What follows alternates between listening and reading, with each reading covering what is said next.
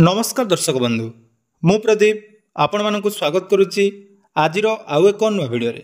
तो दर्शक बंधु आपण मान सहित गोटे भिडियो मु शेयर करी जोटा कि आपण मैंने ऑनलाइन निजर जन्म प्रमाणपत्र बा बार्थ सर्टिफिकेट केमिति बनइबे। तो सही भिडियो रे आपण मानकर बहुत सारा कमेंट थिला जे जो मानक पाखरे बार्थ सर्टिफिकेट नहीं बा जदि घरे आपण माने जन्म ग्रहण करचंती बा आपण मानकर बयस वर्तमान बहुत अधिक हो जाइछि एवं वर्तमान जदि आपण माने निज बार्थ सर्टिफिकेट बनवाई चाहूँगी ताहले ताहा आपण माने केमिति बनइबे। तो ये बहुत सारा कमेंट आपण मानक पाखरे थिला बा मते बहुत सारा कमेंट मध्य आस्तिला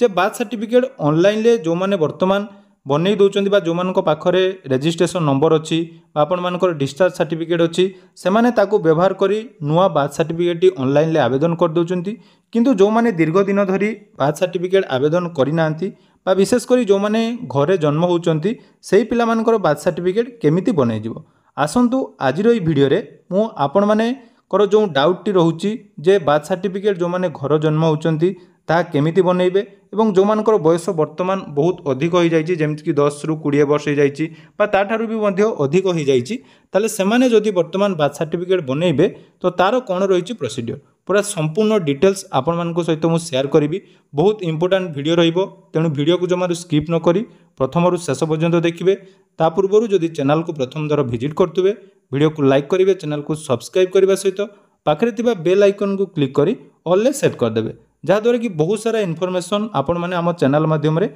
आगो को पाई पारिबे। देखंतु आमर जो ऑफिशियल पोर्टल रहिछि birthanddeath.odisha.gov.in सेथिरे आपण माने ऑनलाइन ले जाकी निजर बार्थ सर्टिफिकेट बनई पारिबे। ए विषय रे ऑलरेडी मु जाकी वीडियो मध्य शेयर करछि आपण माने चाहिले डिस्क्रिप्शन रे से वीडियो रो लिंक अछि ताहा देखि आपण माने रजिस्ट्रेशन करि पारिबे। किंतु सबुठारो इंपोर्टेंट रहिला जदि आपण मानकर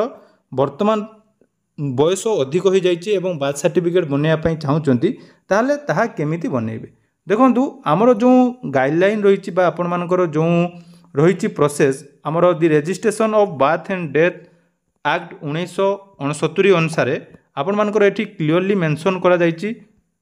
जे आपण मानकर जन्म बा मृत्यु हैला परे 21 दिन मध्य रे आपण मानकर जाकी रजिस्ट्रेशन करिबा निहाती आवश्यक। सेटा आपण मानकर डेथ हो बा आपण मानकर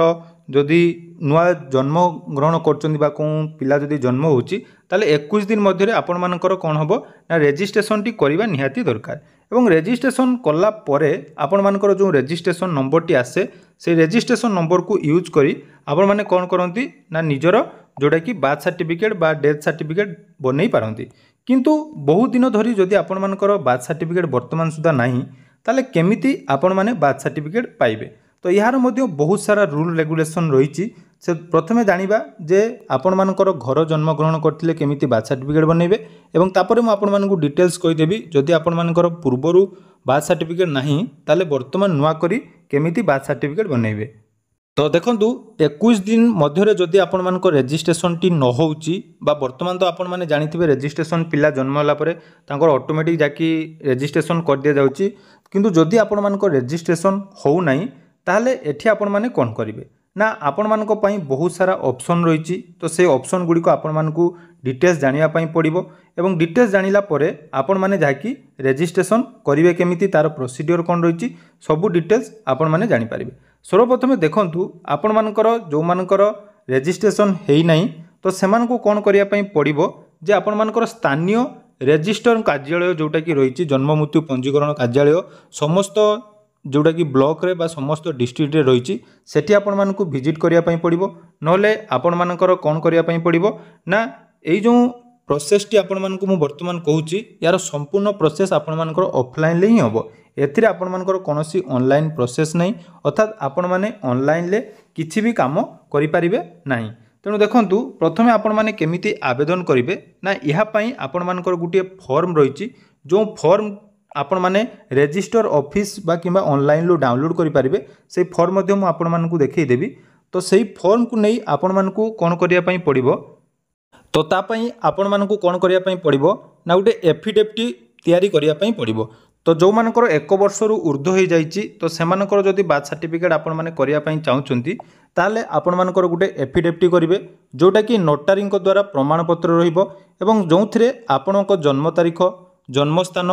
पितामाता नाम एवं विलंबर कारण मध्य उल्लेख करेंगे। तेणु एठी आपनकर कौन कौन डॉक्यूमेंट आवश्यक देखंतु बापा किंबा माँ जोटा कि परिचय प्रमाणपत्र जोटा कि आइडेंटिटी प्रूफ से आपनकर आधार कार्ड भोटर आईडी किंबा पासपोर्ट मध्य दे पारिबे। तापर रही निवासी प्रमाणपत्र बा आपनकर रेसिडेंट प्रूफ हिसाब से जन्म समय आपनकर परिवार ठिकाना प्रमाण करने पई राशन कार्ड विद्युत बिल किंबा कौनसी रेंटर चुक्तिनामा आपण मैंने सेठी दे पारिबे। तो यही सब देखंतु एगुड़ा पूरा डिटेल्स आपण मानकर ऑफलाइन प्रोसेस रही एथिरे ऑनलाइन आपण माने कौनसी भी काम करि पारिबे नहीं। तेणु ऑफलाइन ले जो जो प्रोसेस आपण मानकु रही सेटा मु आपण मानकु कहि देबी। तापर देखंतु अन्यान्य प्रमाणपत्र हिसाब रे आपण माने कोन देबे जेमिति कि सपोर्टिंग डॉक्यूमेंट रे जदि आपण माने कौनसी भी जगार स्कूल रे पाठ पढ़ुचंती ताले स्कूल लिविंग सर्टिफिकेट दे पारिबे नने मार्कशीट देबे एवं जो थिरे आपण मानकर जन्म तारीख मेंशन थिबो एटा मध्य मन रखिबे। ता सहित देखंतु जदि मेडिकल रेकॉर्ड आपण मानकर पूर्वरु रहिछि ताहा दे पारिबे नले टीकाकरण रो रेकॉर्ड बा आपण मानकर शिशु जन्म समय रे डाक्टरी साक्ष्य जोटा कि आमे कहूछु डिस्चार्ज सर्टिफिकेट सेटा जदि अछि आपण माने दे पारिबे नले यार मध्य आउरी अन्यान्य व्यवस्था रहिछि जेमिति कि स्थानीय साक्षी आपण मानकर जन्म समय रे उपस्थित थिबा मिडवाइफ बा आपण मानकर जो एएनएम बा आपण मानकर ग्रामांचल रे जो रहिचंती आशा दीदी तांको पाखरु लेखा नै पारिबे नले गाँ रो सरपंच को पाखरु नै पारिबे बा काउंसिलर को पाखरु जाकी एफिडेविट मध्य नै आपण माने जाई पारिबे। ता सहित आधार कार्ड जदि आपण मानकर वर्तमान हेई जाईची एवं सेथिरे जदि जन्म तारीख आपण मानकर मेंशन अछि ताले ता मध्य आपण माने जोटा कि प्रूफ हिसाब रे नै जाई पारिबे। देखंतु एई प्रोसेस संपूर्ण ऑफलाइन पुणी थरे आपण मानकु कहूची एटा पूरा ऑफलाइन ले आपण मानकर हबो। या पई आपण मानकर गुटे नोटारी ऑफिस को जाई आपण मानकु कोन करिया पई पड़िबो एफिडेविट मध्य बनेया पई पड़िबो। तापर देखंतु आवेदन केमिति करिवे आवेदन करिया पई हेले रजिस्टर ऑफिस रु आपण मानकर फॉर्म 93 गुटे रहिची जोटा कि आपण माने विलंबर जदि करचंती सेटा आपण माने पाई परिबे नले मु आपण मानकु से फॉर्म मध्य डिस्क्रिप्शन ले टेलीग्राम चैनल रो लिंक अछि सेठी दे देबी सेठी मध्य आपण माने डाउनलोड करिवे। तो सेही फॉर्म रे आपण माने आपण मानकर नाम जन्म तारीख जन्म स्थान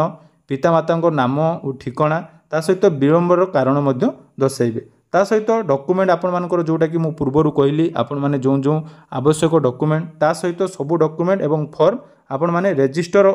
करिवे जोटा कि ऑफिस रे दाखल करिवे। तो ऑफिस रे दाखल कर सारला परे रजिस्टर आपण मानकर डॉक्यूमेंट एवं एफिडेविट जांच करिवे एवं केतेक क्षेत्र रे स्थानीय तदंत बा लोकल इनक्वारी मध्य हेई पारिबे। तेणु सब आपण माने जो साक्षी देइथिबे बा आपण मानकर जो प्रूफ देइथिबे ता मध्य आपण मानकर चेक हबो। तापर देखंतु या पई आपण मानकु किछि फीस देवा पई पड़िबो जेमिति कि विलंबित निबंध फीस बा आपण मानकु जो बांधिया पई पड़िबो जोटा कि 10 टंका आपण मानकर रहिछि एवं अतिरिक्त खर्च जोटा कि एफिडेविट करिया पई नोटारी ऑफिस रे आपण मानकर 50 रु 100 टंका मध्य खर्च हेई पारे एवं डुप्लिकेट कॉपी जदि आपण माने पाइबा पई चाहुचंती ताले 20 रु 50 टंका आपण मानकर लागिबो। तेणु आपण माने ऑफलाइन ले प्रथमे जाई एई सब फॉर्म दाखल करिवे एवं सबुटु बेस्ट आपण माने गुडे नोटारी को जाई ए विषय मध्य पचारि पारिबे नले आपण मानकर जो रजिस्टर ऑफिस अछि सेठी मध्य या सहित जोगाजोग करिवे।